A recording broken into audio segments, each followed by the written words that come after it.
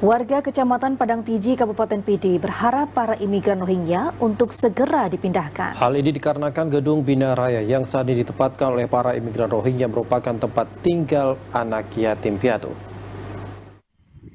Warga mengaku dengan keberadaan imigran Rohingya tersebut dapat menimbulkan kecemburuan sosial di masyarakat.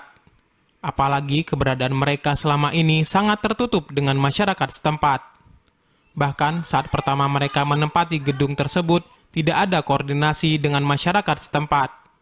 Sehingga masyarakat berharap kepada pemerintah setempat agar dapat mengambil sikap yang baik agar mereka segera dipindahkan ke tempat lain. Selain itu, bangunan milik pemerintah Kabupaten Pidi yang ditempati para imigran Rohingya tersebut sebelumnya digunakan sebagai tempat tinggal anak yatim piatu. Namun karena tidak ada anggaran, tempat penampungan tersebut ditutup sementara. Seorang tokoh masyarakat Padang Tiji, Mustafa, menyebutkan secara kemanusiaan mereka telah ditampung di lokasi tersebut karena berbagai pertimbangan.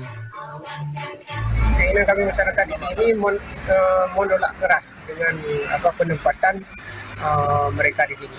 Karena memang seperti yang saya bilang tadi, bahwasanya itu jauh-jauh hari tempat itu adalah tempat anak yatim.